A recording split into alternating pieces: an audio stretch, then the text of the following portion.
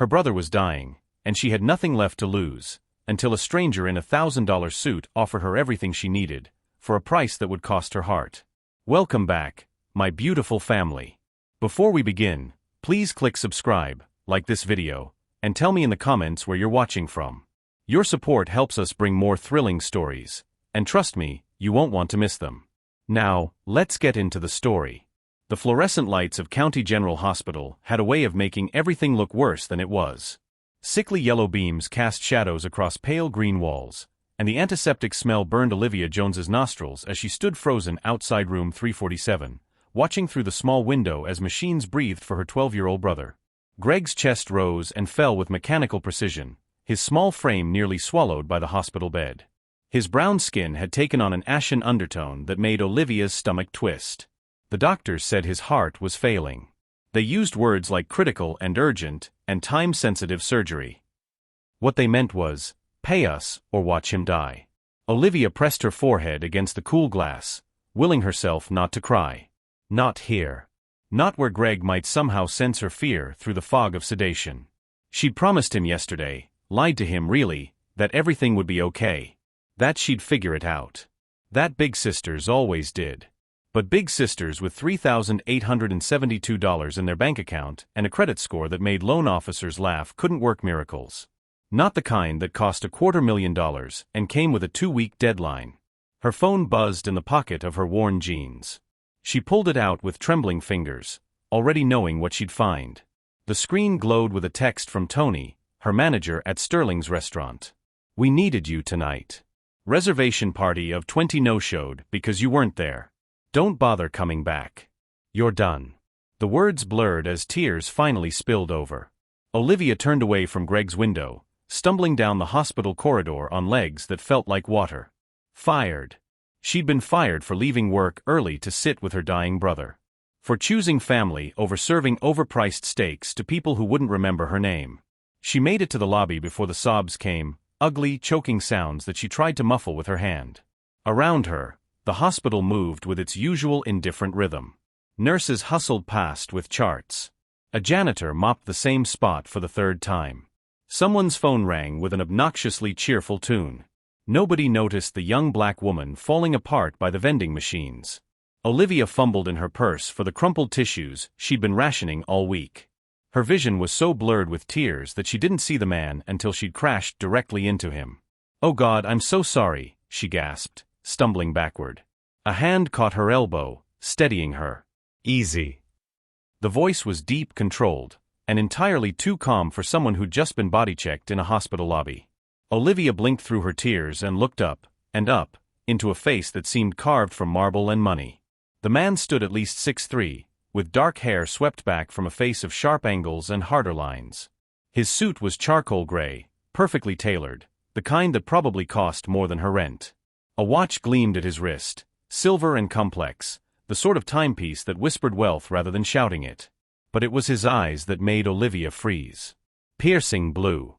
Intelligent. And currently studying her with an intensity that made her want to hide. "I'm sorry," she repeated, pulling away from his grip. "I wasn't watching where I was." "Your brother," the man interrupted. "Room 347. Heart surgery." Olivia's blood went cold. Were you listening to? The nurse's station is right there." He nodded toward the desk 15 feet away, where 2 nurses were deep in conversation.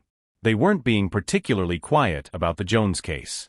Critical condition. Surgery needed within 2 weeks.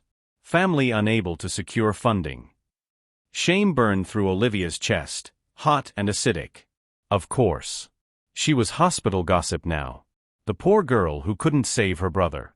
She turned to leave, desperate to escape this stranger's clinical assessment of her failure.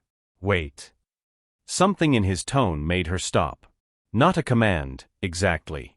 More like interest. The kind a scientist might show in an unexpected variable. Olivia turned back slowly. What?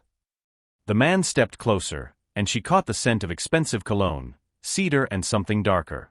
His blue eyes swept over her with the same analytical precision they'd shown before, but now there was calculation behind them. Decision-making. "I'll pay for it," he said. Olivia blinked. Excuse me. Your brother's surgery. All of it. Hospital fees, surgeon costs, aftercare medication, everything. He spoke with the casual certainty of someone who moved millions with a signature. I'll transfer $50,000 to you tonight as a down payment. The rest will be paid directly to the hospital by tomorrow morning. The lobby seemed to tilt. Olivia grabbed the edge of a nearby chair to steady herself. Are you some kind of Henry Callahan?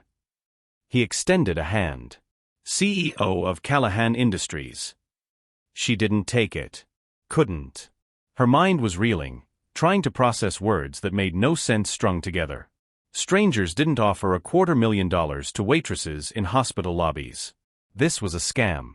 A cruel joke. A hallucination brought on by grief and exhaustion. Why?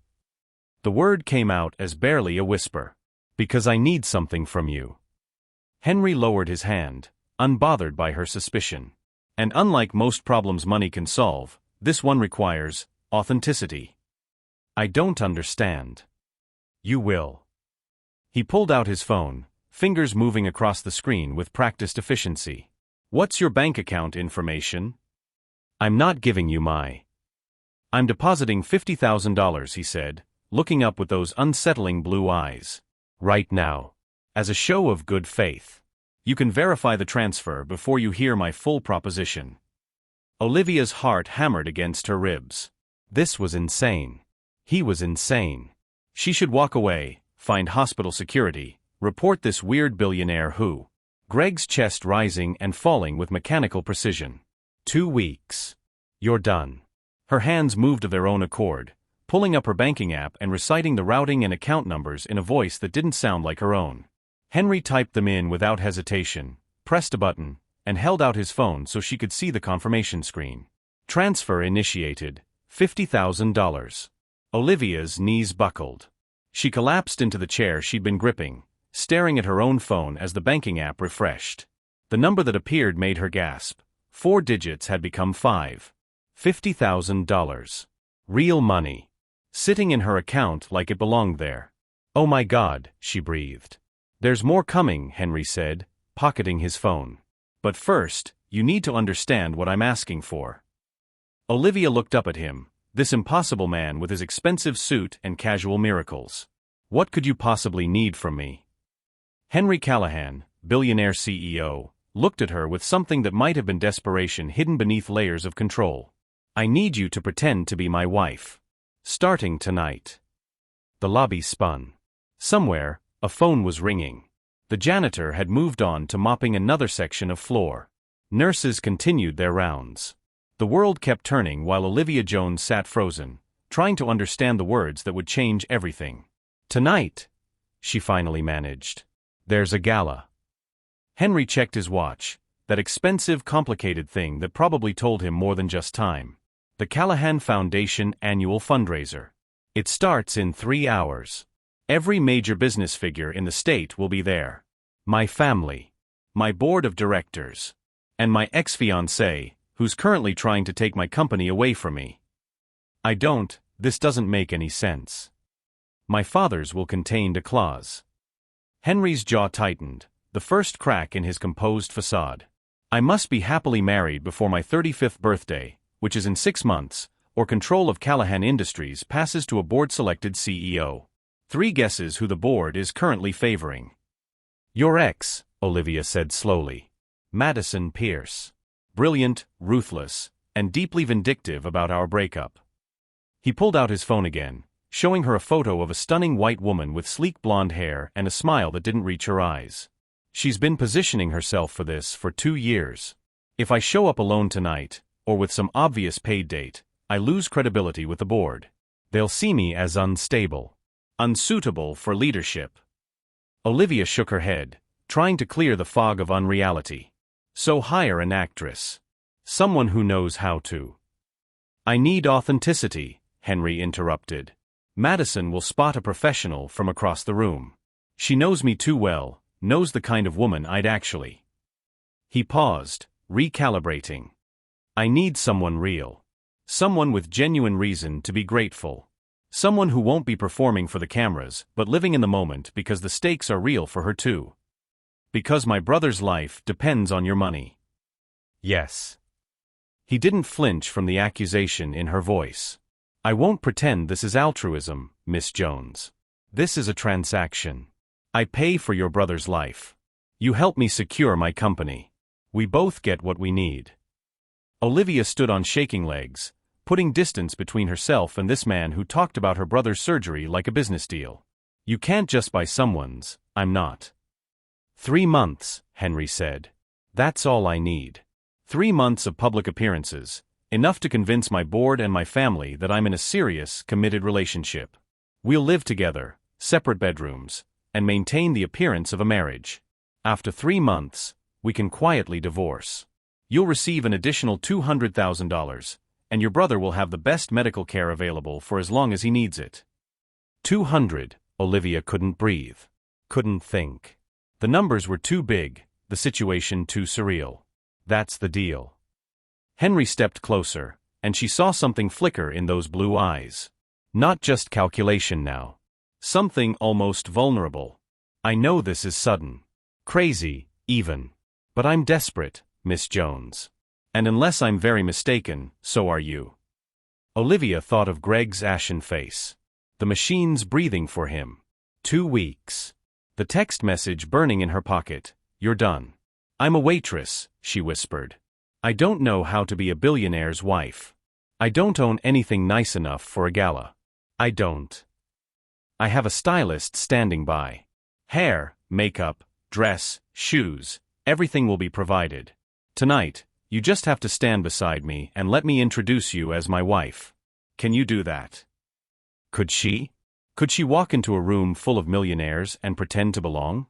Could she lie to an entire ballroom of people, smile for cameras, play house with a stranger who looked at her like a solution to a problem rather than a person? Greg's chest rising and falling with mechanical precision. Why me? Olivia asked, needing to understand.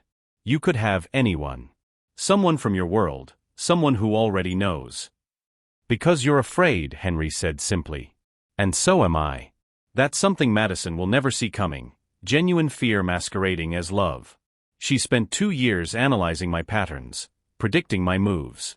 She'll expect me to bring someone polished, practiced, perfect. His eyes met hers with unexpected intensity.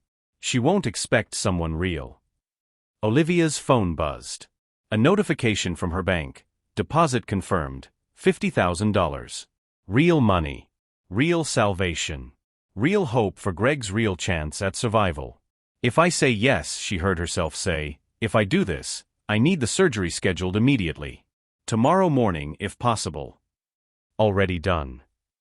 Henry showed her his phone again. An email from Dr. Richard Chun, Chief of Cardiothoracic Surgery. Mr. Callahan, received your call. Reviewing Gregory Jones' case now. Can schedule surgery for tomorrow 8 a.m. if family consents. He'd arranged it before even asking her. Before she'd agreed. The presumption should have angered her, but instead Olivia felt something crack inside her chest, the hard shell of pride that had been the only thing keeping her upright these past weeks. I have conditions, she said, voice strengthening. Henry nodded. Name them. Greg can never know this is fake. As far as he's concerned, you and I. She swallowed hard. He's been through enough. I won't let him think his sister sold herself. Agreed. And after 3 months, after the divorce, you stay in his life. Visit him. He needs, her voice cracked. He needs positive male role models. Our father's been gone since Greg was 3. If you're going to play husband, you play uncle too. For real. Something shifted in Henry's expression. Softened. I can do that. Last thing. Olivia straightened her shoulders, meeting his gaze with all the dignity she could muster. Treat me with respect. In public and private. I may be desperate, Mr. Callahan, but I'm not weak. And I'm not stupid. This is a business arrangement. You want authenticity? Then treat me like a partner, not property. Henry extended his hand again. Deal. This time, Olivia took it. His palm was warm, his grip firm, and when their hands clasped, she felt the weight of the moment settle over her like a physical thing. In 3 hours, she would walk into a glittering ballroom on this stranger's arm and become someone else entirely. In 3 hours, her life as she knew it would end. In 3 hours, she would become Mrs. Henry Callahan. "I need to see Greg first," she said, pulling her hand back. "To sign the surgery consent forms. To tell him." What? That a miracle had happened? That a rich stranger was saving his life? To tell him I love him. Of course. Henry checked his watch again. "My car is waiting outside. I'll have my driver take you back to your apartment so you can pack some things. The stylist will meet you at my penthouse at 6:30. The gala starts at 8. It was happening. Really happening. Olivia felt like she was watching herself from outside her body, nodding agreement to insane plans made by desperate strangers. "Miss Jones." Henry's voice pulled her back. "Olivia." She looked at him, this man who'd crashed into her life with the force of a meteor, leaving a crater where her normal world used to be. "Thank you," she whispered. "For Greg. Whatever else this is, whatever happens, thank you for giving him a chance." Henry's expression did something complicated. For just a moment, the billionaire mask slipped, and she saw the man underneath, someone tired, someone scared, someone just as desperate as she was in his own way. "Thank you," he said quietly, "for saying yes." Then the mask was back, and he was all business again, typing on his phone, making calls, setting the machinery of his wealth and power in motion. Olivia stood in the hospital lobby, $50,000 richer and infinitely more lost than she'd been an hour ago, and wondered what she'd just agreed to. Upstairs, machines breathed for her brother. Tonight, she would breathe for herself, as someone else entirely. Mrs. Henry Callahan. God help her. The penthouse occupied the entire 42nd floor of the Callahan Tower, and Olivia felt like she'd stepped onto a different planet. Floor-to-ceiling windows overlooked the city's glittering skyline. The furniture looked like it belonged in a museum, all clean lines and expensive fabrics in shades of cream and charcoal. Abstract art hung on walls, so white they seemed to glow. Everything screamed money in the quiet, confident way only real wealth could manage. Olivia stood in the entryway clutching her battered duffel bag, acutely aware of how out of place she looked. Her sneakers squeaked against marble floors that probably cost more per square foot than her entire apartment. Miss Jones. A woman appeared from somewhere deeper in the penthouse, her heels clicking with military precision. She was petite, Asian, maybe 50, with sharp eyes and an expression that suggested she'd seen everything and been impressed by none of it. "I'm Susan Chun, Mr. Callahan's personal assistant. The stylist is waiting in the guest suite. If you'll follow me." Olivia trailed behind her through rooms that seemed to multiply impossibly. A living room the size of her entire apartment. A kitchen with appliances she couldn't name. Hallways lined with doors leading to who knew where. "Mr. Callahan has 8 bedrooms," Susan said, as if reading her mind. "You'll be staying in the Rose Suite. It has its own bathroom and sitting area. Your brother will be in the room adjacent once he's released from hospital care." "Greg's coming here?" Olivia stopped walking. "Mr. Callahan insists on it. He's arranged for a private nurse and all necessary medical equipment." Susan's expression softened almost imperceptibly. "Your brother will have everything he needs." Tears threatened again, but Olivia blinked them back. She'd cried enough for one day. The Rose Suite was larger than her apartment. A king-sized bed dominated the space, dressed in linens that looked like they'd never been slept in. French doors opened onto a private balcony. Fresh roses, actual roses, sat in a crystal vase on the nightstand. A woman stood by the window, surrounded by racks of dresses that shimmered under the lights. She turned as they entered, and her face lit up with professional enthusiasm. "You must be Olivia. I'm Miranda. Oh honey, we're going to make you absolutely stunning." She circled Olivia like a predator assessing prey, but her smile was warm. "Good bone structure, beautiful skin, gorgeous natural hair. We have so much to work with." "I don't know anything about galas," Olivia admitted. "I've never been to anything like." "That's what I'm here for." Miranda guided her toward a chair positioned in front of a mirror lined with lights. "Now sit. We have 2 hours to create a miracle, and I've done it in less." What followed was a whirlwind Olivia would barely remember later. Miranda worked with the focused intensity of a surgeon, her hands moving between makeup brushes and hair tools with practiced precision. She talked constantly, about colors and angles and bringing out your natural radiance, while another woman Olivia hadn't noticed materialize to do her nails. "So you're marrying Henry Callahan," Miranda said, painting something onto Olivia's eyelids. "That's quite a catch. How did you two meet?" The lie came easier than expected. Maybe because Henry had texted her a script during the car ride over. "Hospital," Olivia said. "My brother was sick. Henry was visiting a friend. We literally bumped into each other." "How romantic." Miranda smiled. Love at first sight. Olivia thought of Henry's calculating blue eyes, his clinical assessment, his transactional offer. Something like that. An hour later, Miranda spun the chair around to face the mirror. Olivia didn't recognize herself. The woman staring back had flawless, glowing skin. Her eyes, lined with gold and deep bronze, looked enormous, dramatic. Her natural hair had been styled into an elegant updo with a few curls framing her face. She looked sophisticated, expensive, beautiful in a way that made her chest ache. "Now for the dress," Miranda announced. She'd selected 3 options, but the moment Olivia saw the emerald green gown, she knew. The fabric was silk, cut to hug her curves before flowing to the floor in a cascade of shimmering material. The neckline was elegant but not revealing, the back daringly low.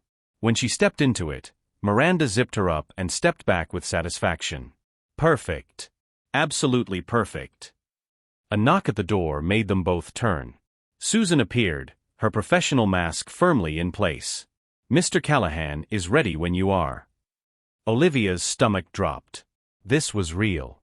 This was happening. Miranda squeezed her hand. "You look like a queen.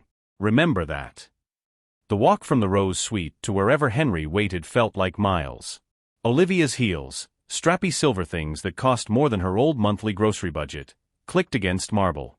Her heart hammered so hard she thought it might burst through the elegant dress. Henry stood in the living room, adjusting his cufflinks. He wore a tuxedo that made him look like he'd stepped out of a cologne advertisement, all sharp lines and contained power.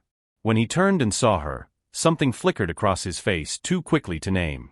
"You look," he stopped, recalibrated. "The dress is perfect." "Thanks," Olivia managed. "You too. Look good, I mean." Smooth. Really smooth. Henry crossed to her, and she caught that cedar scent again. He held out a small velvet box. "We need to make this convincing." Inside was a ring that made Olivia's breath catch. A massive emerald surrounded by diamonds, set in platinum that caught the light like captured fire. "This was my grandmother's," Henry said quietly, taking the ring from the box. "It's been in my family for 3 generations. I can't wear this. What if I lose it? What if? It's insured."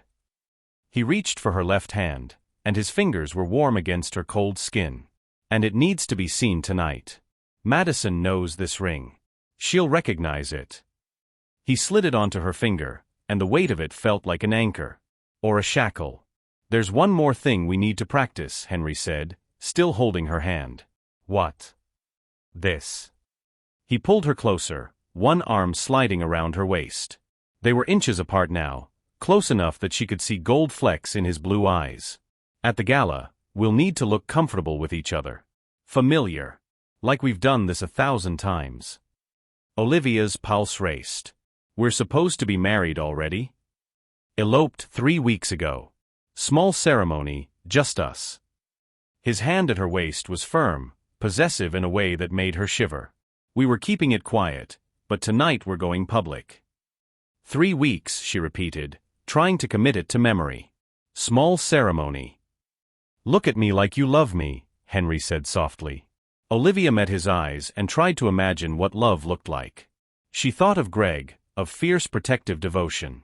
She thought of gratitude, of this impossible stranger who'd saved her brother's life. She let those feelings show on her face. Henry's expression shifted. "Good," he murmured. "That's very good." For a moment, they just stood there, pressed close in the elegant penthouse, pretending it's something neither of them had agreed to feel. Then Henry's phone buzzed, shattering the moment. "Car's ready," he said, stepping back. It's time. Olivia took a shaky breath, touching the emerald ring on her finger like a talisman. I'm terrified. Me too, Henry admitted.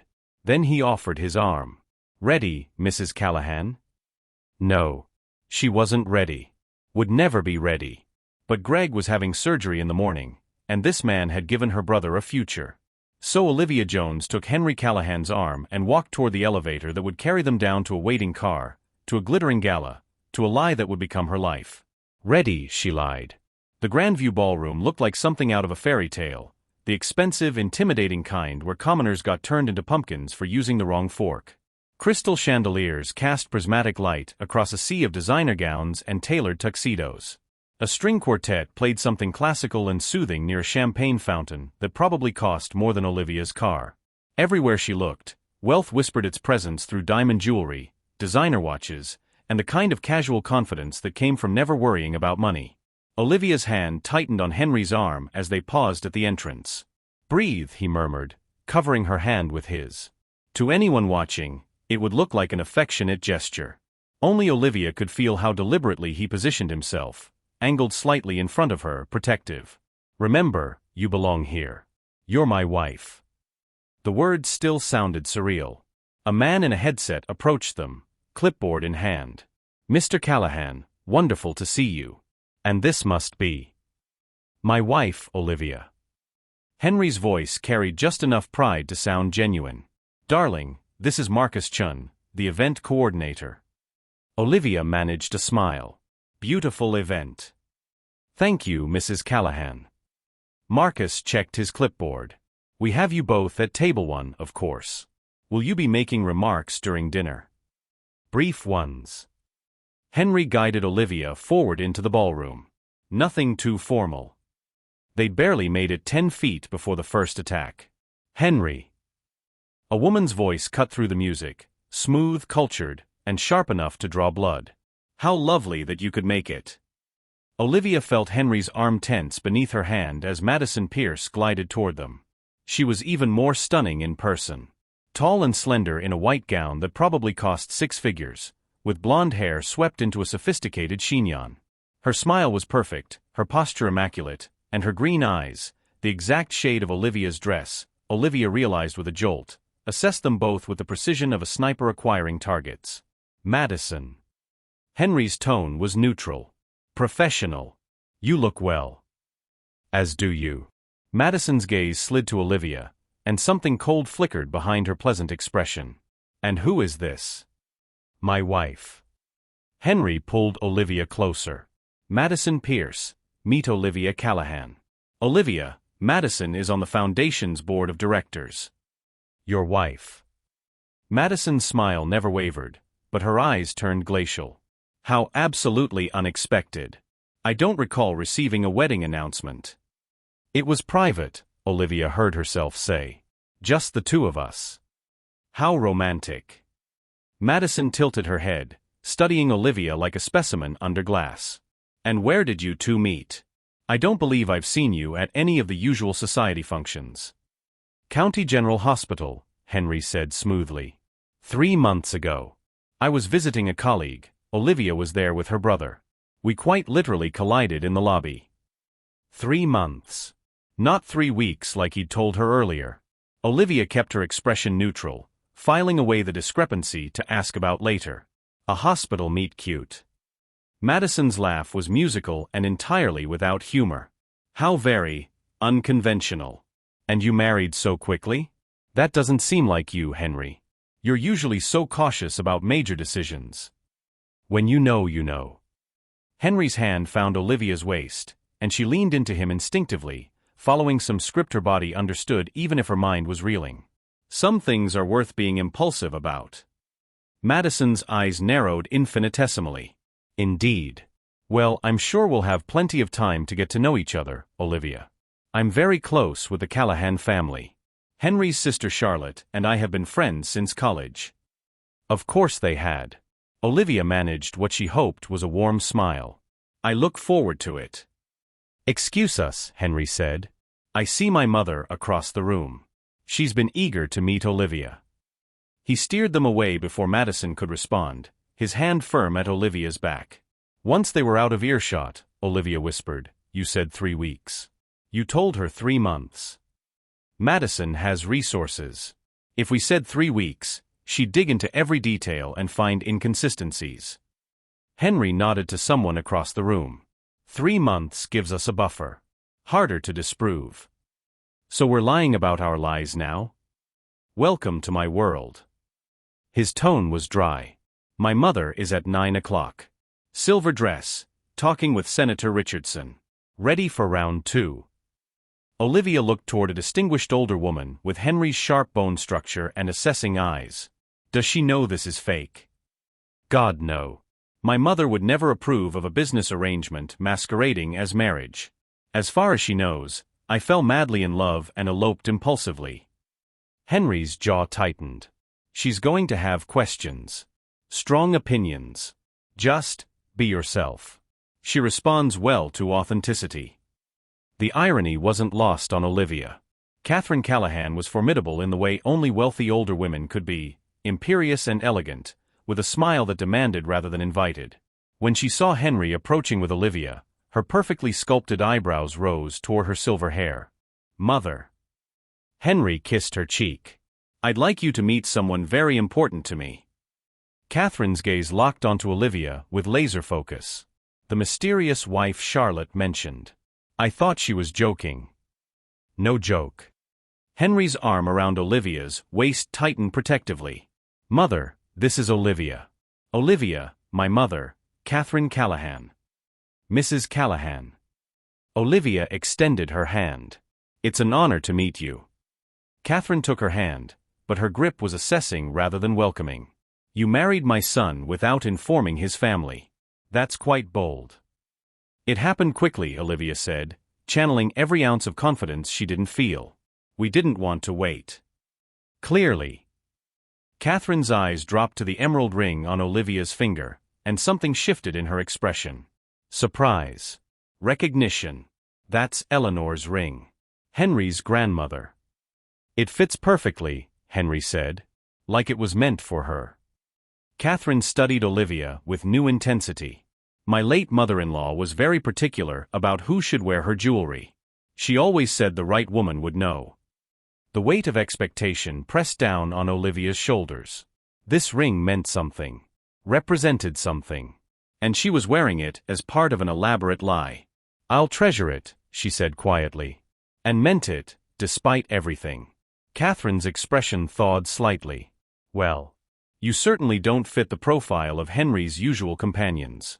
That's either refreshing or concerning. I haven't decided which. Mother.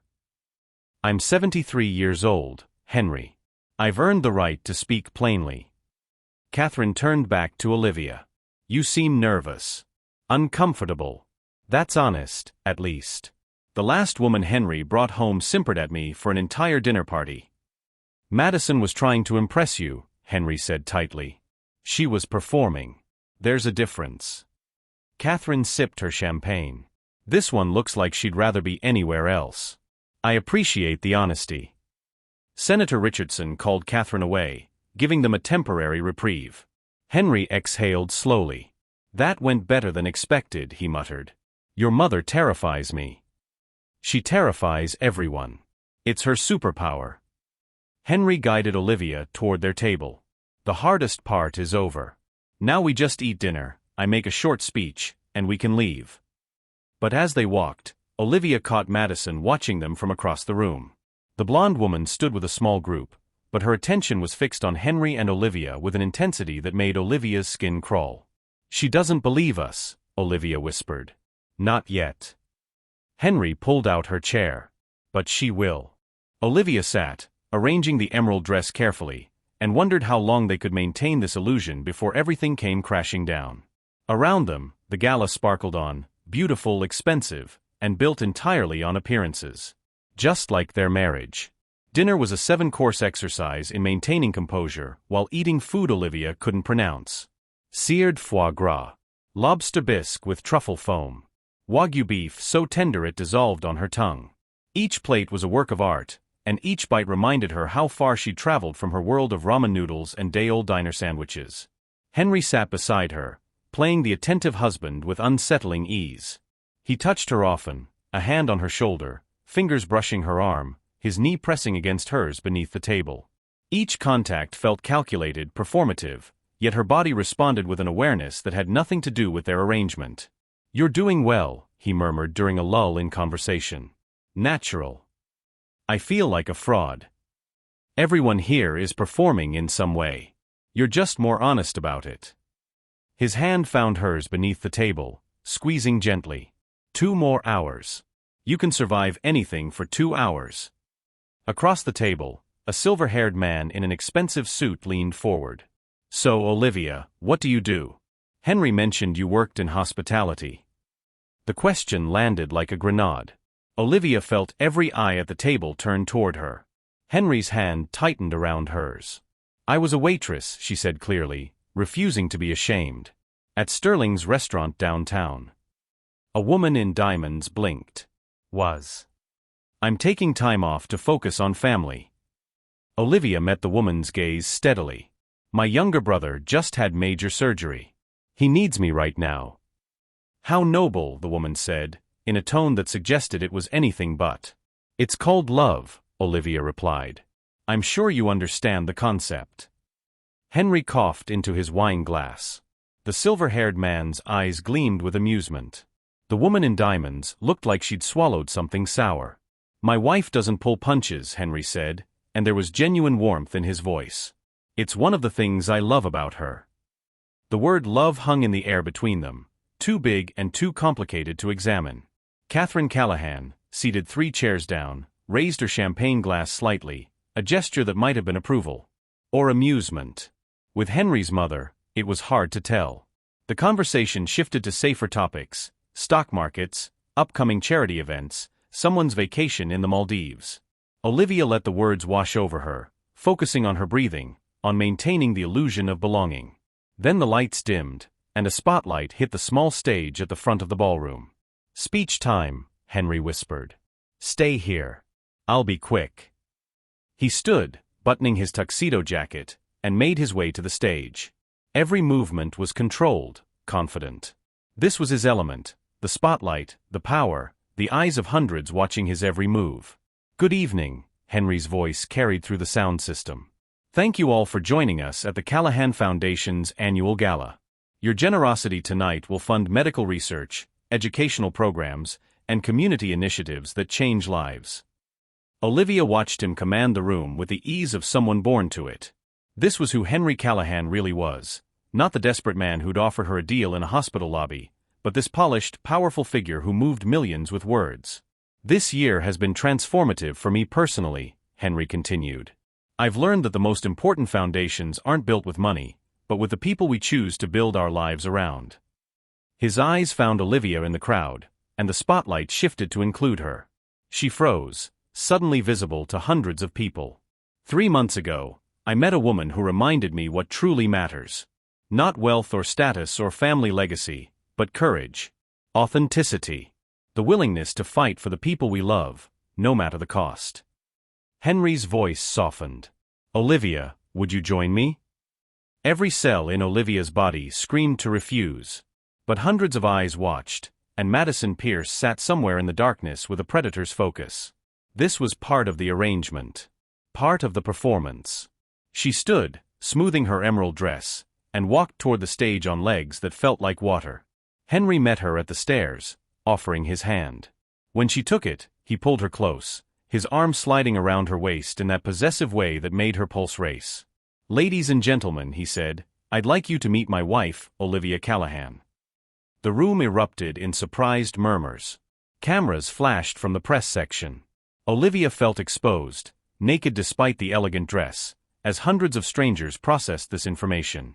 "We married 3 months ago," Henry continued, his hand warm and steady at her waist. "Quietly, privately, because what we found together didn't need an audience. But tonight, we wanted to share our happiness with the people who matter most to us." He looked down at her, and the expression on his face was so tender, so convincing, that Olivia almost believed it herself. "Olivia taught me that the best investments aren't in companies or properties, but in people. In family.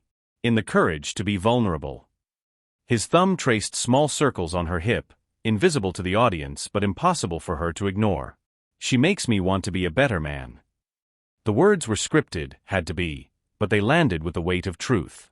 Olivia stared up at him, caught in the performance, and wondered how much was acting and how much was something else entirely. To new beginnings, Henry raised his champagne glass with his free hand. And to the woman brave enough to take a chance on me. The room erupted in applause. Glasses clinked. People stood, toasting their happiness, celebrating a love story that existed only in carefully constructed lies. And then Henry kissed her. It wasn't supposed to happen. They'd never discussed it, never practiced this part. But his hand came up to cup her face, and his lips found hers with a certainty that stole her breath. The kiss was gentle at first, appropriate for public consumption. But then something shifted. His hand tightened in her hair, and her fingers clutched his jacket, and for a heartbeat, the ballroom and the cameras and the hundreds of watching eyes disappeared. There was only heat and pressure and the shocking realization that this felt nothing like pretending. When Henry pulled back, his blue eyes were dark with something that looked dangerously close to surprise. "Sorry," he murmured against her ear. "I should have warned you." Olivia couldn't speak. Couldn't think past the tingling in her lips and the hammering of her heart. They made their way off the stage to thunderous applause. People stopped them every few steps to offer congratulations, to shake Henry's hand, to assess Olivia with new interest. She smiled until her face hurt, accepted well wishes from strangers, and tried to ignore the way Henry's hand never left her waist. Then Charlotte Callahan appeared, Henry's younger sister, with wild auburn curls and shrewd hazel eyes that missed nothing. "Well, well," she said, looking between them with undisguised curiosity. "The mysterious bride. I'm Charlotte. Henry's favorite sister." "Only sister," Henry corrected. "Which makes me the favorite by default." Charlotte hugged Olivia like they were old friends. "You have to tell me everything. How did my emotionally constipated brother convince you to marry him?" "Charlotte.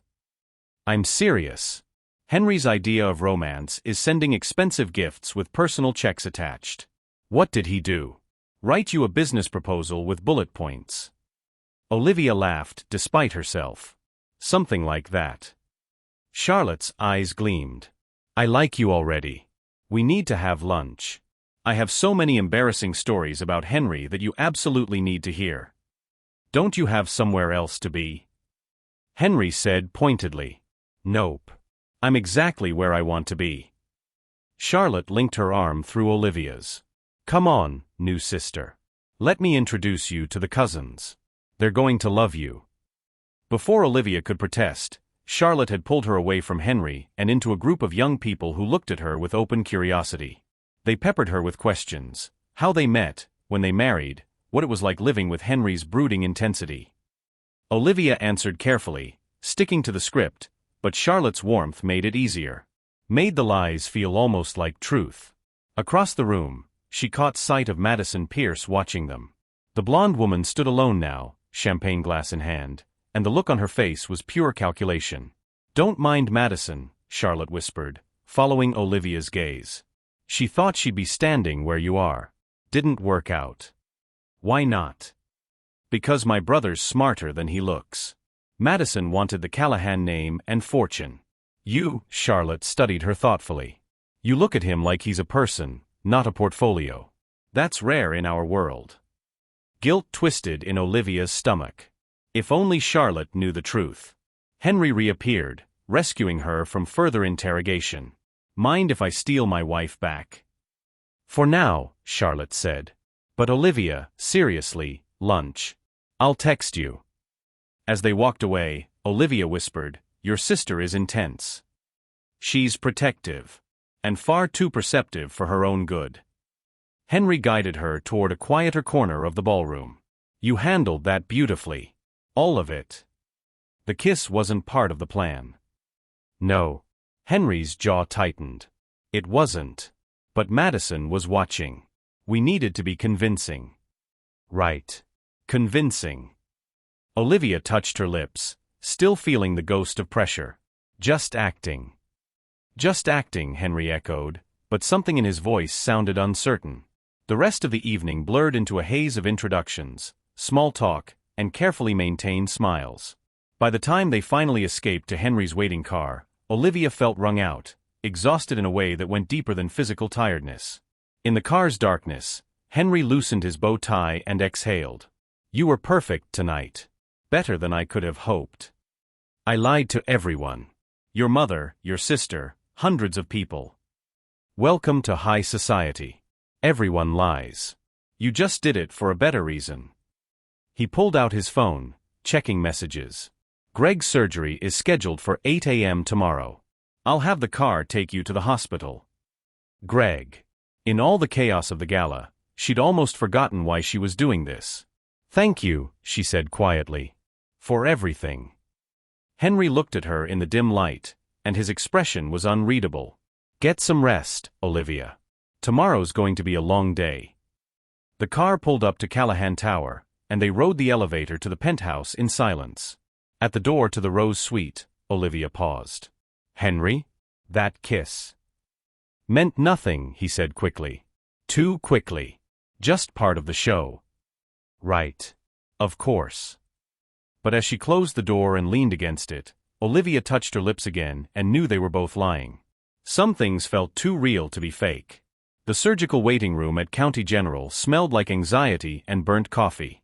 Olivia sat in the same plastic chair she'd occupied countless times before, but everything felt different now. The emerald ring on her finger caught the fluorescent light. Her clothes, designer jeans and a cashmere sweater Henry's stylist had sent over, marked her as someone who didn't belong in this place anymore. Except she did belong. This was her world. Her reality. Greg had been in surgery for 3 hours. "Mrs. Callahan?" A nurse approached with a tablet. "Dr. Chen wanted me to update you. Everything's progressing well. They're repairing the valve now. Should be another 2 hours." "Thank you," Olivia managed, still unused to the name. "Mrs. Callahan." Like she was someone else entirely. The nurse left, and Olivia dropped her head into her hands. 2 more hours of not knowing. 2 more hours of imagining everything that could go wrong. Olivia.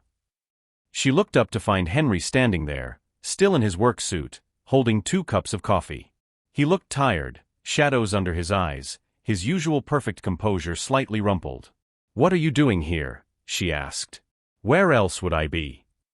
He handed her a coffee and sat beside her. "Your brother's having surgery. You shouldn't be alone. You have a company to run. I have a phone and a very capable assistant." He sipped his coffee, grimacing. "This is terrible." Hospital coffee usually is. Olivia clutched her cup, grateful for the warmth. "You didn't have to come." "Yes, I did." Henry's voice was firm. "We're supposed to be married, remember? Married people show up for each other. Even in fake marriages. Especially in those." Something flickered in his expression. "Besides, Greg's going to wake up eventually. He should see both of us there." Olivia's throat tightened. "You're taking this seriously. The uncle thing." "I don't make promises I don't intend to keep." Henry leaned back in the uncomfortable chair, and for a moment, he looked less like a billionaire CEO and more like just a tired man trying to do the right thing. "Tell me about him. Greg. What's he like?" "Smart. Too smart for his own good sometimes." Olivia smiled despite her fear. "He loves video games, especially the ones with complicated strategy. Before he got sick, he wanted to be a programmer. Build his own games. That's ambitious. He's 12 and already teaching himself Python from library books." Pride colored her voice. "He's going to do amazing things. Once he's better. Once he has the chance to." Her voice broke. Henry's hand found hers, squeezing gently. "He'll have that chance," he said quietly. "Dr. Chun is the best. Greg's going to be fine." They sat in silence, hands linked, while the clock on the wall ticked forward with agonizing slowness. Other families came and went. A woman sobbed into her phone. An elderly man read the same magazine page 3 times. The waiting room held everyone's fear like a shared burden. "Can I ask you something?" Olivia said eventually. "Sure." "Why did you and Madison break up? Really?" Henry's jaw tightened. She wanted the company more than she wanted me. When my father died and I inherited control, Madison saw an opportunity. Marriage would give her direct influence, a permanent stake in Callahan Industries. He stared at his coffee. I proposed because I thought that's what I was supposed to do. She was appropriate, connected, understood my world. But she looked at me the way you look at a stock portfolio. Assessing value, calculating returns. His thumb traced circles on Olivia's hand absently. The day I proposed, she asked if we could schedule the wedding around her board meeting calendar. Not because she was busy, but because she wanted maximum publicity impact. That's cold. That's Madison. Henry's laugh was bitter. I called off the engagement 3 months later. She didn't take it well. Started positioning herself with the board, gathering allies, waiting for me to stumble. My father's will gave her the perfect opportunity. The marriage clause. He meant well. Thought it would force me to settle down, build a real life outside the company. Henry shook his head. He didn't anticipate Madison would use it as a weapon. Olivia studied his profile, the sharp lines, the carefully maintained control. You could have found someone real. Someone from your world who actually cared about you. In 6 months? While running a company and fighting off a hostile takeover. He finally looked at her. I needed authenticity, Olivia. You gave me that. Everything else is just details. Before Olivia could respond, Dr. Chun emerged through the surgical doors, still in his scrubs. They both shot to their feet. The surgery was successful, Dr. Chun said, and Olivia's knees nearly buckled with relief. We repaired the damaged valve and reinforced the surrounding tissue. Greg tolerated the procedure beautifully. He's in recovery now. When can I see him? Olivia asked. Another hour. He's still unconscious, but his vitals are strong. Dr. Chen smiled. That young man has a fighter's spirit. With proper care and monitoring, he should make a full recovery. Olivia burst into tears, messy, grateful, exhausted tears that she couldn't control. Henry's arm came around her shoulders, pulling her against his chest, and she let herself collapse into him. Thank you, she sobbed into his expensive suit. Thank you, thank you. He did great, Dr. Chen said warmly. You both should be very proud. I'll have a nurse come get you when he's ready for visitors. When the doctor left, Olivia pulled back, embarrassed by the wet spot she'd left on Henry's jacket. Sorry. I'm a mess. You're relieved. There's a difference. Henry's hands framed her face, thumbs wiping away tears with surprising gentleness. Greg's going to be okay, Olivia. You did it. You saved him. We did it, she corrected. I couldn't have, if you hadn't. Sure. His forehead touched hers, and they stood there in the waiting room, wrapped around each other while strangers walked past. This is what family does. They show up. The word family hung between them, complicated and impossible. An hour later, a nurse led them to recovery. Greg lay in a hospital bed, looking impossibly small with tubes and monitors attached to his thin frame. But his chest rose and fell on its own now. No machines breathing for him. His own strong heartbeat visible on the monitor's steady rhythm. Olivia took his hand carefully, mindful of the four. Hey, little man. You did it. Greg's eyes fluttered open, groggy, confused, searching. Liv. I'm here. I'm right here. She smoothed his hair back. Surgery's over. Dr. Chun said you were amazing. Greg's gaze drifted to Henry standing at the foot of the bed. Who's that? Olivia's breath caught. This was the moment. The first lie to the person who mattered most. That's Henry, she said softly. We're Greg, Henry, and I got married. Greg blinked slowly, processing through the fog of anesthesia. Married? When? 3 months ago. I wanted to tell you, but you were so sick, and I didn't want to worry you with. You got married? A slow smile spread across Greg's face. Liv has a husband? That's so cool. Henry moved closer, and his voice was gentle. Hey, Greg. Good to finally meet you properly. Your sisters told me a lot about you. Are you rich? Greg asked with 12-year-old bluntness. Greg. Olivia gasped. But Henry laughed, a real genuine sound. Yeah, buddy. I'm rich. Cool. Can you buy me a PlayStation 5? Greg. What? I'm just asking. Greg's eyes were already drifting closed again. Tired. Sleep, Olivia whispered. I'll be right here when you wake up. Within seconds, Greg was out, breathing deeply. Olivia stared at his peaceful face and felt the weight of what they'd done settle over her. He believed it. Her little brother believed the lie. He took that well, Henry said. He's on a lot of drugs. Olivia couldn't look away from Greg. When he's clearer, when he really thinks about it, he'll see his sister who loves him and fought for him. Henry's hand found her shoulder. That's what matters, Olivia. Not the details of how we got here. A nurse poked her head in. Mrs. Callahan? We're moving Greg to a private room now. It's all arranged. Top floor, private nurse, everything Mr. Callahan requested. Top floor. Olivia repeated. The VIP wing, the nurse said cheerfully. Much quieter, better amenities. Your brother will be very comfortable. As they followed Greg's bed through the hospital corridors, Olivia realized how much had changed in 24 hours.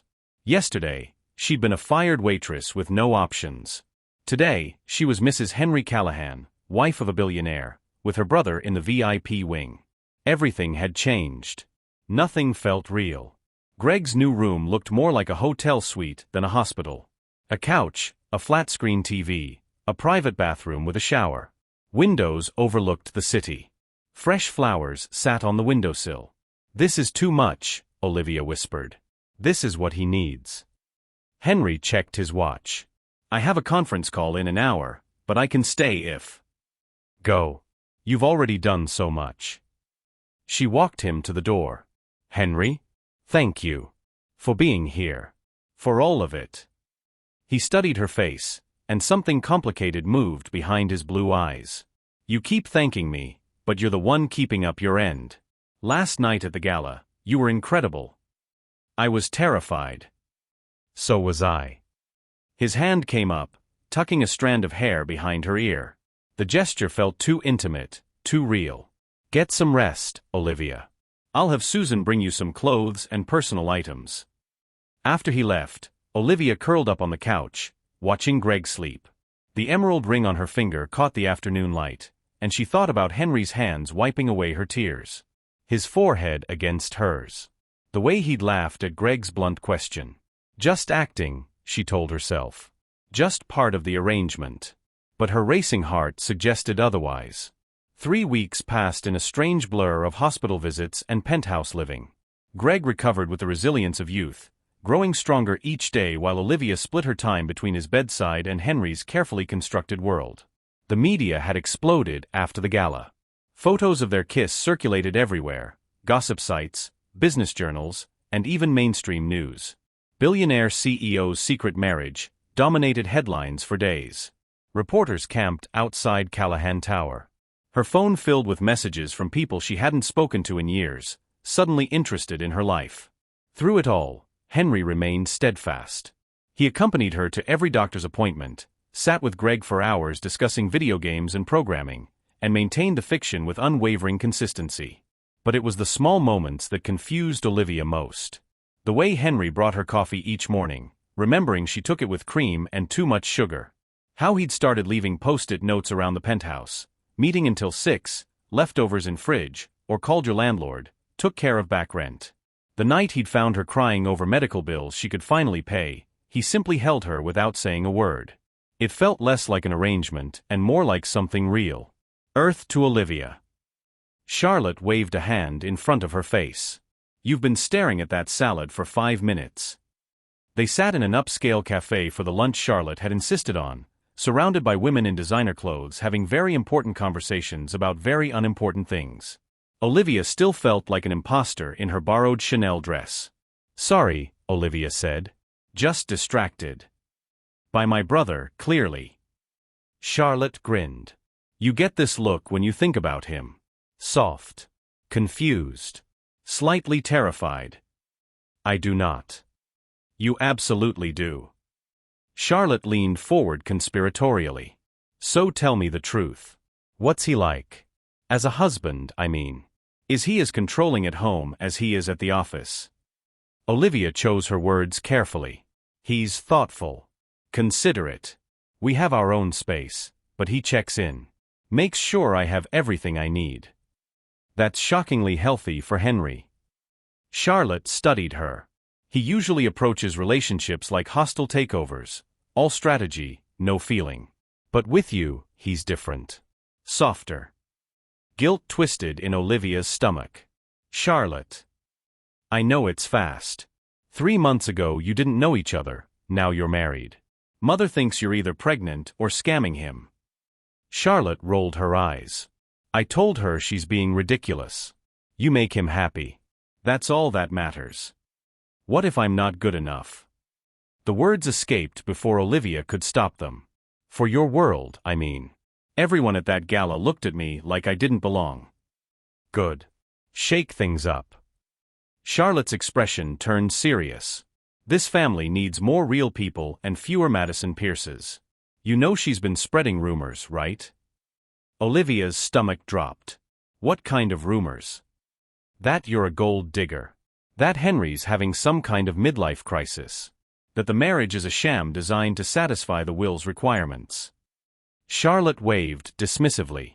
Nobody believes her. Well, nobody important. But Olivia's pulse raced. Madison was digging. Getting closer to the truth. What would you do if you were Olivia? Stay silent and hope Madison finds nothing, or tell Henry before it's too late. Drop your thoughts below. Charlotte's phone buzzed.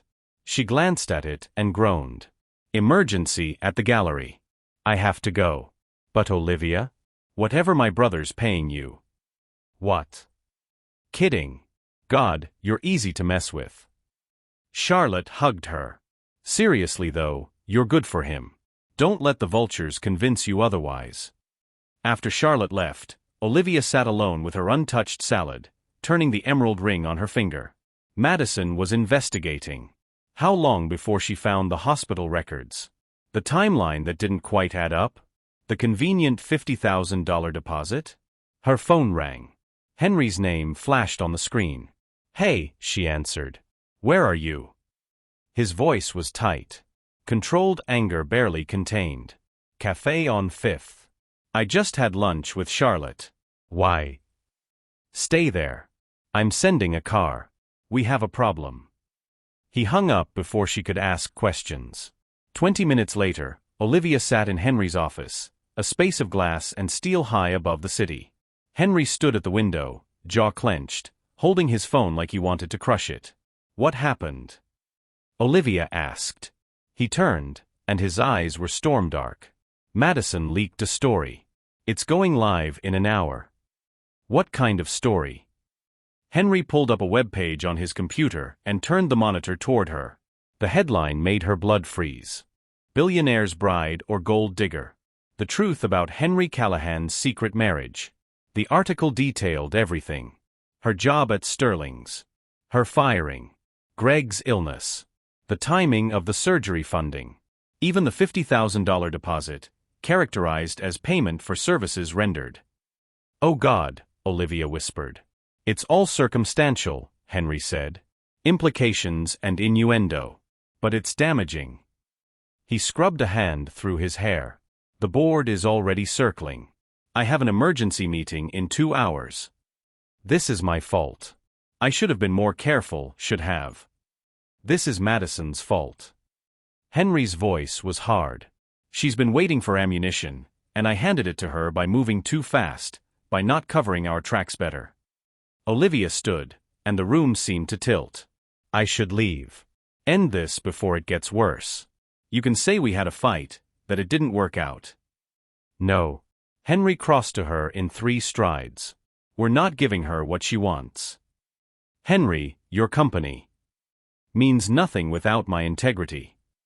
His hands gripped her shoulders. We knew this was a risk. We planned for this. Now we deal with it. How?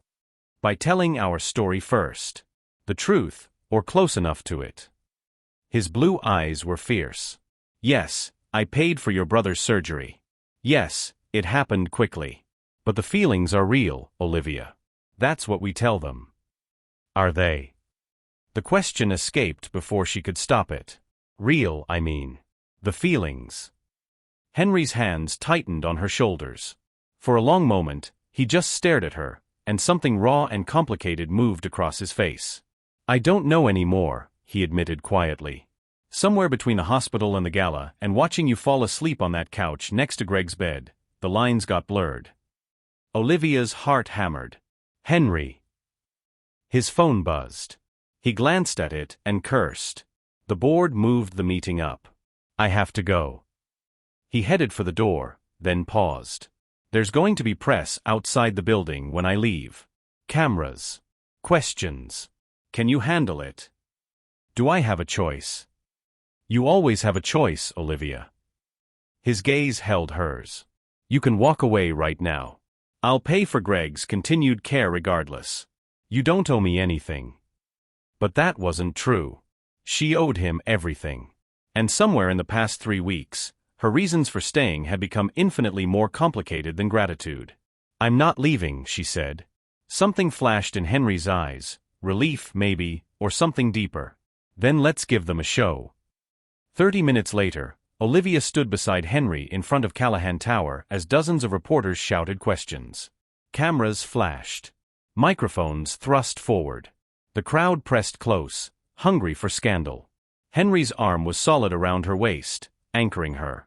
Mr. Callahan, is it true you paid for your wife's brother's medical care? Yes, Henry said clearly. I did. The crowd erupted. More questions, louder now, overlapping in a chaotic din. Did you buy your wife? Is this marriage even legal? Mr. Callahan, is this about your father's will? Henry held up a hand, and somehow, impossibly, the crowd quieted. I met Olivia 3 months ago in a hospital lobby, he said. Her brother was dying. She was desperate. And yes, I offered to help. His hand tightened on Olivia's waist.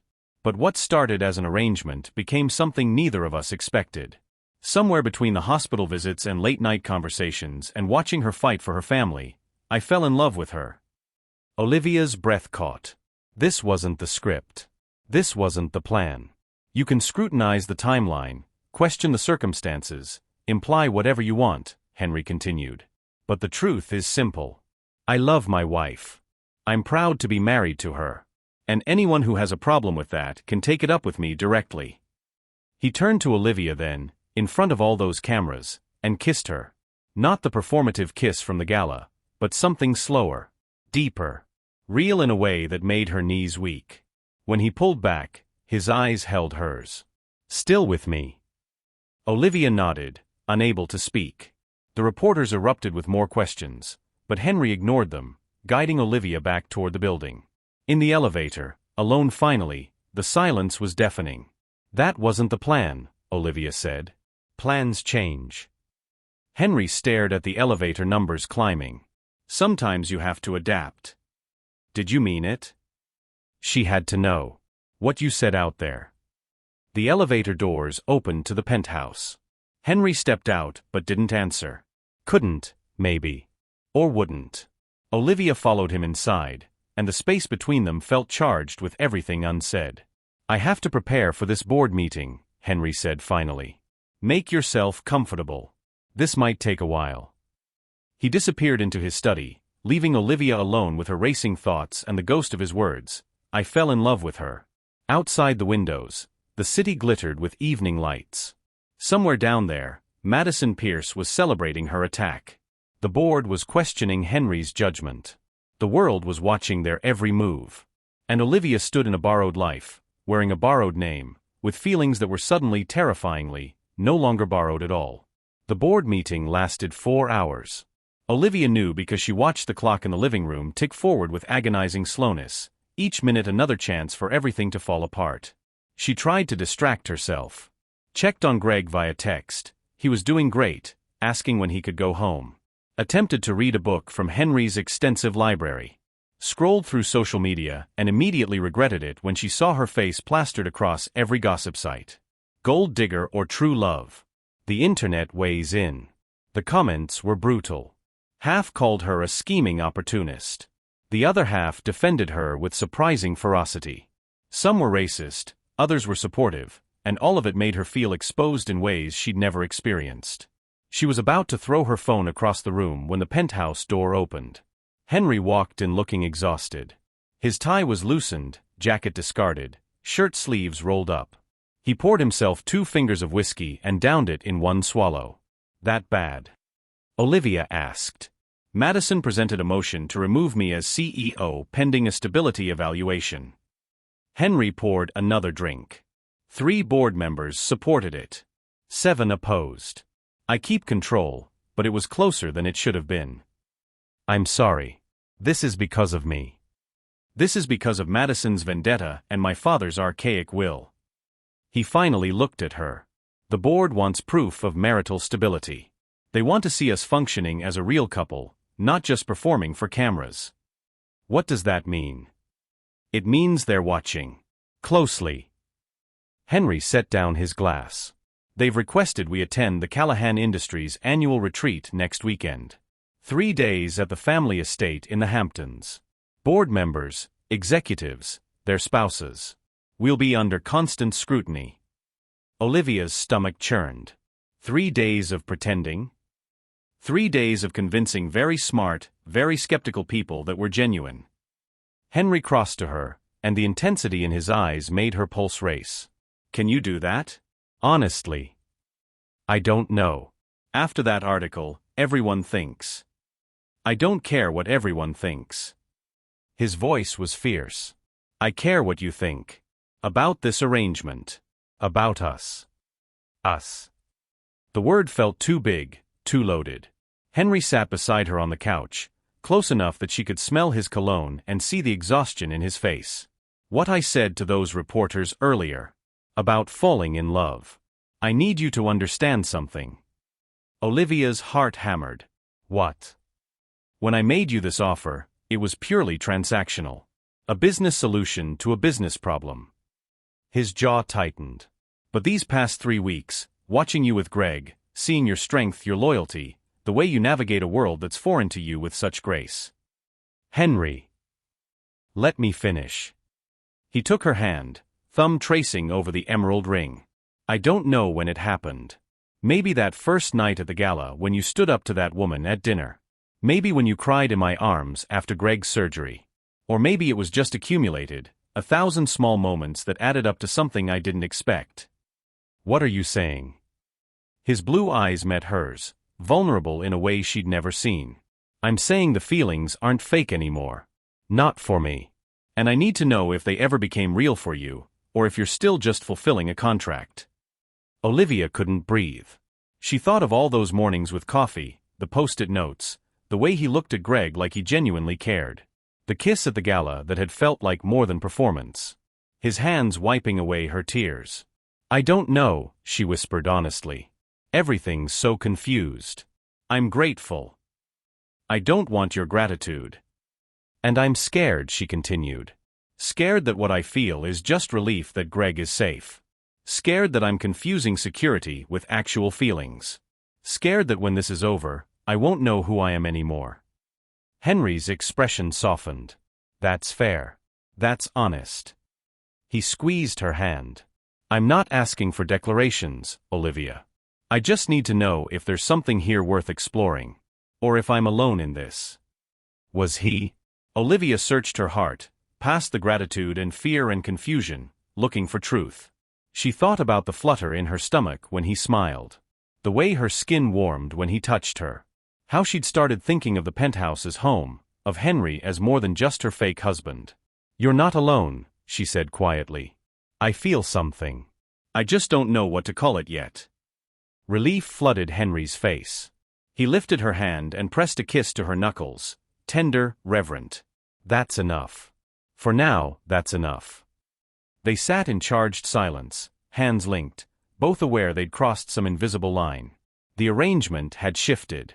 The rules had changed. This retreat, Olivia said eventually. What do we need to do? Be ourselves. The versions we've been becoming. Henry stood, pulling her up with him. But there's something you should know. Madison will be there. And my mother will be watching everything with her terrifyingly perceptive eye. If there are cracks in our story, they'll find them.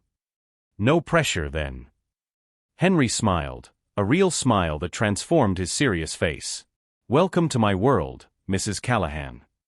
The week passed in a flurry of preparation. Susan briefed Olivia on the key players who'd be at the retreat. Charlotte took her shopping for country casual clothes that somehow still cost thousands of dollars. And Greg was finally discharged from a hospital, moving into the penthouse's adjacent bedroom with excitement that made Olivia's heart ache. This place is insane, Greg said, exploring his new room with wide eyes. It had been decorated with gaming posters, a top-of-the-line computer setup, and a bed bigger than their old apartment's living room. Is this really my room? Really yours, Henry confirmed, leaning against the doorframe. I may have gone overboard. This is the best overboard ever.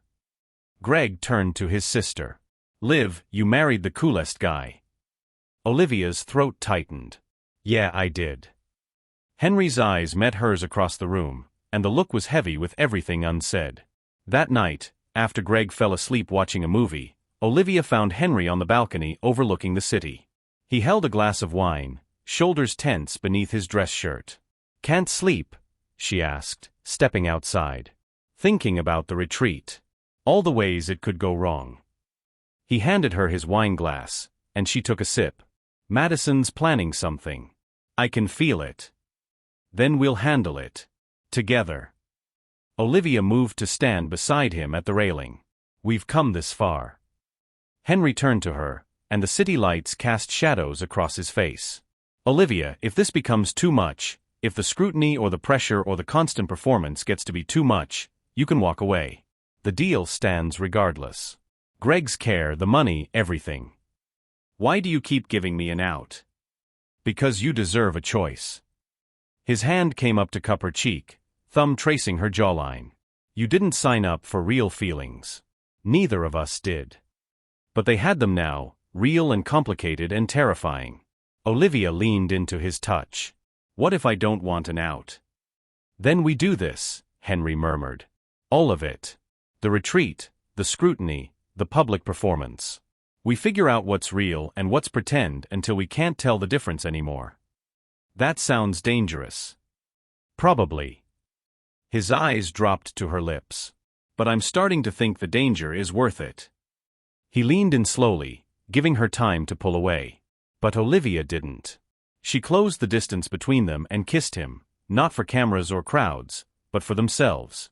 For the possibility of something real emerging from carefully constructed lies. The kiss was different from the ones before. Slower. Deeper. Exploratory in a way that made her knees weak and her heart race. Henry's hands tangled in her hair, pulling her closer, and Olivia forgot about arrangements and contracts and everything except the heat of his mouth on hers. When they finally pulled apart, both breathing hard, Henry rested his forehead against hers. The retreat starts tomorrow, he said. I know. 3 days of pretending. Or 3 days of figuring out we're not pretending at all, Olivia whispered. Henry's arms tightened around her. I'm terrified. Me too. They stood wrapped together on the balcony while the city pulsed below, two people caught between lies and truth, performance and reality, wondering if love born from desperation could transform into something genuine. Behind them, through the glass doors, Greg slept peacefully in his new room, safe, healing, unaware that his sister's carefully constructed world was about to be tested in ways neither she nor Henry could predict. Tomorrow, they would drive to the Hamptons. Tomorrow, they would face Madison's schemes and the board's judgment and Catherine Callahan's penetrating gaze. But tonight on this balcony, with Henry's arms around her and the city glittering below, Olivia let herself believe that maybe, just maybe, fake could become real. That contracts could evolve into commitment. That a desperate arrangement made in a hospital lobby could somehow transform into actual love. Ready for tomorrow? Henry asked against her hair. Olivia thought of Madison's calculating eyes, the bored skepticism, all the ways their careful lies could unravel. She thought of Greg sleeping peacefully, of the emerald ring on her finger, of the man holding her like she was something precious. No, she admitted. But let's do it anyway. Henry laughed, low and warm and real. That's my girl. And standing there in his arms, Olivia realized she wanted to be. Not just for show, not just for the arrangement. Actually his. The thought should have terrified her. Instead, it felt like coming home. The Callahan estate sprawled across 15 acres of pristine Hampton's coastline, all manicured lawns and old-money elegance. The main house was a sprawling Georgian mansion that belonged in a period drama, complete with columns and gardens and a view of the Atlantic that probably cost more than most people earned in a lifetime. Olivia stared out the car window as they approached, feeling her anxiety ratchet up with each passing mile. "It's not too late to turn around," Henry said, reading her expression. "Yes, it is." She squeezed his hand. "We're doing this." Greg sat in the back seat, headphones on, oblivious to the tension. Henry had insisted he come. Family retreat means family, he'd said firmly. Having her brother there felt like both comfort and additional pressure. One more person to protect, one more witness to their elaborate deception. Catherine Callahan stood on the front steps as they arrived, imperious in white linen and pearls. Her smile was polite but assessing as she watched Henry help Olivia from the car. "Olivia, how lovely you could join us." Catherine's tone suggested it was anything but voluntary. "And you brought young Gregory. How thoughtful." "He's part of the family now," Henry said, his hand finding Olivia's waist in that protective gesture she'd come to recognize. "Where do you want us?" "The Rose Cottage. I thought you'd appreciate the privacy."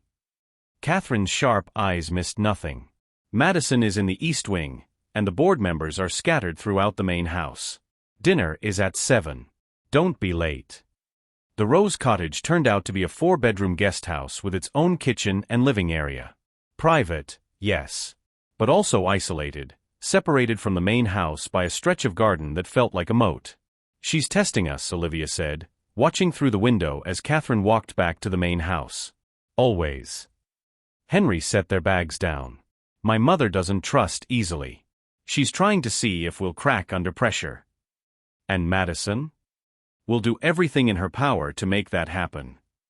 He pulled out his phone, checking messages. "The board dinner tonight is crucial. They'll be watching every interaction, every word, looking for signs this marriage is legitimate." Greg emerged from exploring the cottage's second floor. "This place is massive. There's a game room upstairs with a pool table and everything." "Go enjoy it," Henry said warmly. "Your sister and I need to talk strategy." Once Greg disappeared upstairs, Henry turned to Olivia with serious eyes. "Tonight's dinner has a dress code, formal. Susan packed several options for you. But more importantly, we need our story airtight. We've been over it 100 times.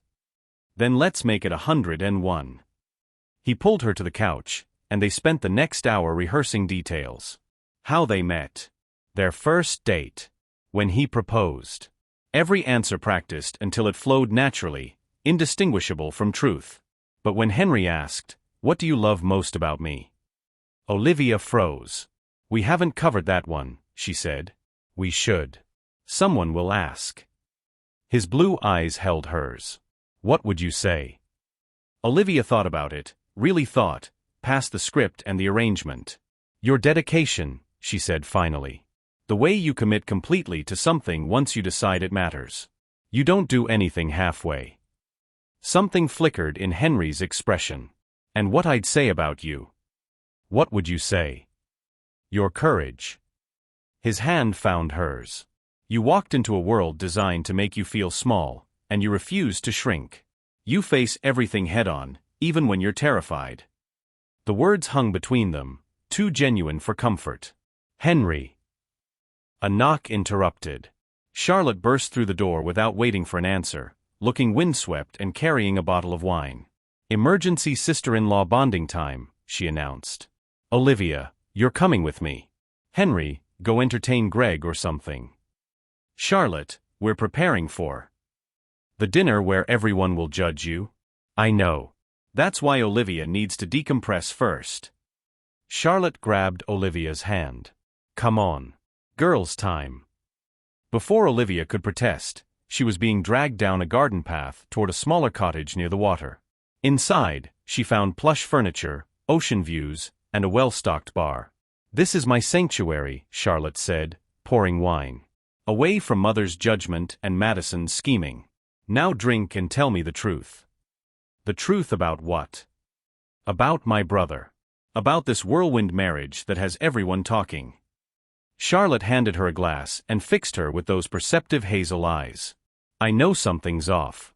I just can't figure out what. Olivia's heart raced. What makes you think?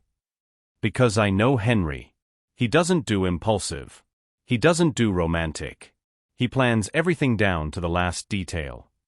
Charlotte sipped her wine. But with you, he's different. Softer. More human. So either you're the best thing that ever happened to him, or this is the most elaborate con I've ever witnessed. Charlotte. I don't care which it is, Charlotte interrupted. Honestly. If you two are faking it to satisfy the will's stupid clause, good for you. Henry deserves to keep the company his father built, and Madison deserves exactly nothing. Olivia stared at her. You know. I suspected from day one. The timeline was too convenient, the story too perfect. Charlotte leaned forward. But here's the thing, I've watched you together. At the hospital with Greg, at the gala, in the way he looks at you when he thinks no one's watching. Whatever started as fake. It's becoming real. Fast. Relief and terror warred in Olivia's chest. Is it that obvious? Only to someone who knows Henry. Charlotte smiled. The question is, are you ready for what comes next? Because Madison won't stop until she destroys this. And when real feelings are involved, the stakes get infinitely higher. I don't know if I'm ready, Olivia admitted. Everything's happening so fast. I went from desperate waitress to billionaire's wife in 24 hours. I'm still trying to process. Then process faster. Charlotte's tone was kind but firm. Because tonight at dinner, Madison's going to strike. I don't know how yet, but I know my former best friend. She's been too quiet, too calculating. Whatever she's planning, it's going to hurt. What should I do?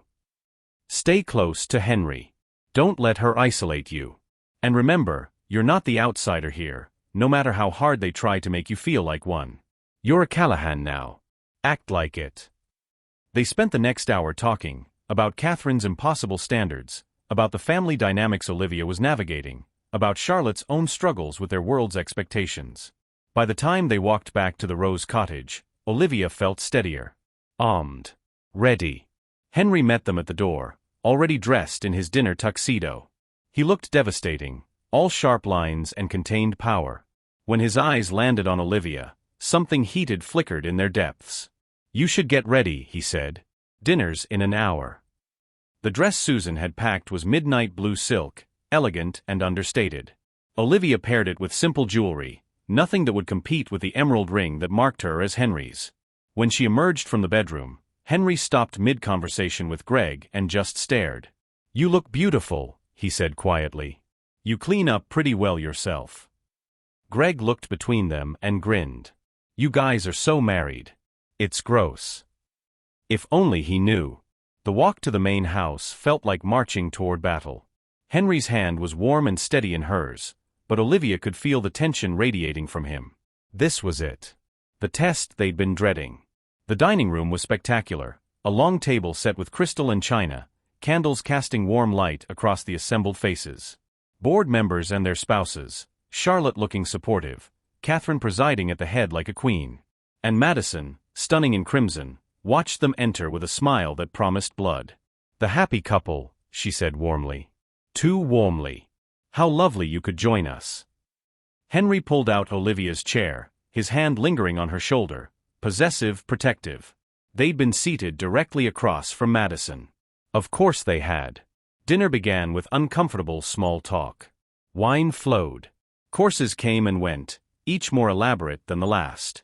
Olivia navigated the multiple forks with Charlotte's earlier coaching, smiled at the right moments, and tried to ignore Madison's calculating gaze. Then, during the main course, Madison struck. Olivia, she said sweetly, Henry mentioned you were a waitress. At Sterling's, wasn't it? The table quieted. Everyone turned to look. That's right, Olivia said evenly.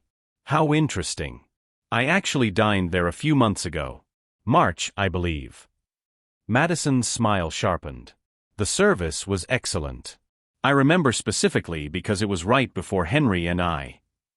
She paused delicately. Well, ancient history. Henry's hand found Olivia's under the table, squeezing tight. But here's what I find curious, Madison continued. Henry claims you met 3 months ago. In May. At a hospital. Yet I could swear I saw you serving tables at Sterling's in March.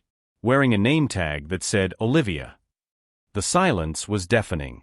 Isn't that interesting? Madison sipped her wine, eyes glittering with triumph. Unless there are 2 Olivias who look exactly alike, it seems the timeline doesn't quite add up. Which makes me wonder, what else about this fairy tale marriage might be creatively remembered? The silence stretched like a taut wire ready to snap. Every eye at the table fixed on Olivia, waiting for her response. Madison's smile was victorious, certain she'd landed the killing blow. Henry's hand tightened around Olivia's beneath the table, but before he could speak, she found her voice. You're right, Olivia said clearly. You did see me at Sterling's in March. Madison's eyes gleamed. So you admit. I admit that I noticed Henry months before we officially met. Olivia turned to look at her husband, and the emotion in her voice wasn't entirely manufactured. He came in for a business dinner. March 15th. He ordered the ribeye, medium rare, and barely touched it because he was too focused on his phone. Henry's eyes widened slightly, surprise at her quick thinking, or recognition of truth she hadn't known she was telling. I remember thinking he looked exhausted, Olivia continued. Stressed. Alone, even though he was surrounded by people. I refilled his water 3 times and he never looked up once. She paused, letting the detail sink in. So yes, Madison, I saw Henry months before we collided in that hospital lobby. But he didn't see me. Not until the moment he actually looked.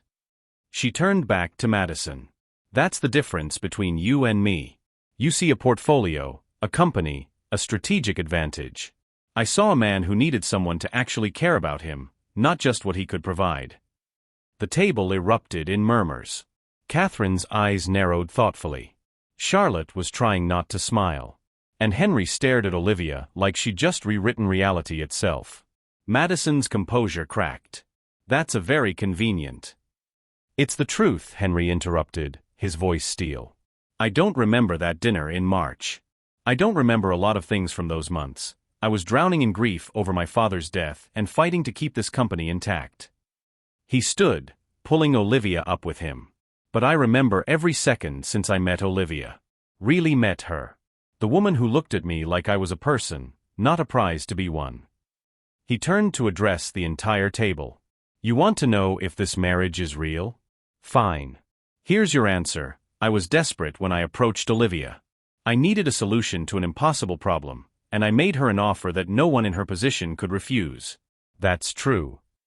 Olivia's heart stopped. He was confessing. Ending everything. But what's also true, Henry continued, his eyes never leaving hers, is that somewhere between that hospital lobby and right now, this stopped being an arrangement and became the most real thing in my life. I love her. Not because of any contract or timeline or board requirement. I love her because she's brave and fierce and refuses to be anything less than authentic. His hand cupped her face, thumb brushing her cheek. So scrutinize the timeline all you want, Madison. Question the circumstances. Imply whatever makes you feel vindicated. But you'll never understand what Olivia and I have, because you've never let yourself be vulnerable enough to build something real. The dining room was absolutely silent. Then Catherine Callahan stood, raising her wine glass. To Henry and Olivia, she said, and there was approval in her voice for the first time. May their honesty be as enduring as their love appears to be. One by one, the board members stood, raising their glasses. Even the skeptical ones wore grudging respect. Charlotte was openly crying happy tears. Only Madison remained seated, her face a mask of fury barely contained. This isn't over, she hissed. Yes, it is. Henry's voice was final. You lost, Madison. Not because of any scheme or strategy, but because you never understood that some things can't be bought or manipulated. They have to be earned. He led Olivia from the dining room, through the elegant hallways, out into the night air where the ocean roared its approval. She was shaking, from adrenaline, from fear, from the weight of everything that had just happened. "Did you mean it?" she whispered. "What you said in there?" Henry turned to face her, and his expression was raw. Unguarded. Every word. "I meant to keep this professional, to maintain distance, to honor our agreement as purely transactional." His hands framed her face.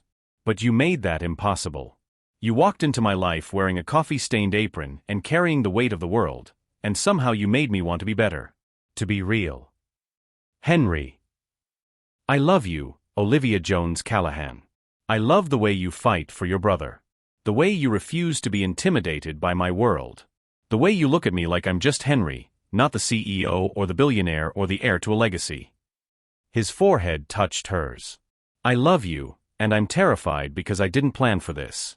Didn't have a strategy or an exit clause for falling in love with my fake wife." Tears streamed down Olivia's face. "I love you too," she said, and the words felt like freedom. Like truth finally spoken after months of carefully constructed lies. "I don't know when it happened. Maybe at the hospital when you held me while I cried, or maybe at the gala when you kissed me like I mattered, or maybe it was just every small moment accumulated until I couldn't deny it anymore." "We're a disaster," Henry said, but he was smiling. The best kind of disaster. Olivia pulled him down for a kiss that tasted like salt air and wine and possibility. They kissed until breathing became necessary, until the world reasserted itself with the sound of footsteps on the garden path. Charlotte appeared, grinning. "That was the most dramatic dinner I've ever witnessed, and I once watched Uncle Richard throw a turkey at Thanksgiving. You two are officially my favorite people." "Is the board still inside?" Henry asked. "Having an emergency meeting. But from what I overheard, they're impressed. Your little confession speech was either brilliant strategy or genuine emotion. They can't decide which. Either way, Madison's motion is dead." Charlotte hugged them both. "You did it. You actually pulled it off."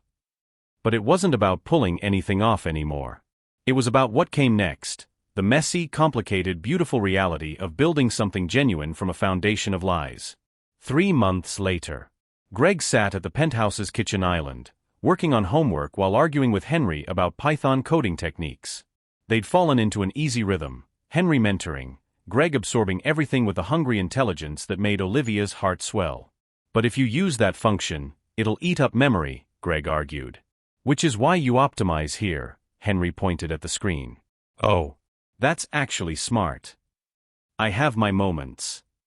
Olivia watched them from the doorway, coffee in hand, wearing one of Henry's shirts and her own pajama pants. This had become her morning routine: coffee, Henry's 2 big shirts, and the sound of her brother and husband bickering about code. Her husband. For real now. They'd quietly renewed their vows 2 weeks ago, with just Charlotte, Greg, and Catherine in attendance. No cameras, no performance, no contracts. Just promises made with full hearts and clear intentions. The press had eventually moved on to newer scandals. Madison had taken a position at a competing firm, far from Callahan Industries. The board had grudgingly accepted that Henry's marriage was legitimate, unconventional as its origins might be. But the best part wasn't the victory or the vindication. It was mornings like this, ordinary, domestic, real. "Your sister's staring again," Greg said without looking up. "She does that," Henry replied, but his eyes found Olivia's and warmed. "It's creepy." "I'm appreciating my family," Olivia defended, moving to kiss Greg's head, then Henry's lips. "Is that a crime?" "Gross," Greg groaned. "You guys are so married." "We really are," Henry agreed, pulling Olivia onto his lap despite her protests. "Disgustingly so." His arms wrapped around her waist, and Olivia leaned back into his chest, watching Greg work on his coding project. The emerald ring on her finger caught the morning light, no longer a prop or a symbol of arrangement, but a promise of something they'd built together from impossible circumstances. "Hey Liv," Greg said suddenly. "Yeah. I'm glad you married Henry. Even if you guys are gross." He glanced up with a grin. "He's pretty cool. For an old guy." "I'm 35, Henry protested. "Ancient," Greg confirmed. Olivia laughed, and the sound was light, unburdened. "Me too, Greg. I'm glad too. Because this chaotic, unconventional, hard-won family, was worth every lie they'd told to build it. Worth the scrutiny and the scandal and the desperate arrangement that had brought them together. Sometimes the best love stories started with the worst circumstances. Sometimes fake became real. And sometimes, a desperate deal made in a hospital lobby transformed into the kind of love that rewrote everything you thought you knew about yourself. Henry's lips brushed her temple. "I love you, Mrs. Callahan." "I love you too," Olivia whispered back. "For real this time." "For real," he agreed. "Forever." And in the morning light streaming through the penthouse windows, with her brother coding and her husband's arms around her and the city waking up below, Olivia Jones Callahan finally understood what home felt like. Not a place, but a person. Not a performance, but a promise. Not pretend, but perfectly, beautifully real. Wow, thank you so much for watching. Seriously, your support means the world to me. If you enjoyed this video, the biggest way you can show me love and encourage me to keep creating is to hit that like button and subscribe. Takes 1 second, but it makes a huge difference. Speaking of more videos, I've got another exciting one lined up for you. Just click on the next video showing right on your screen now to keep the fun going. See you there.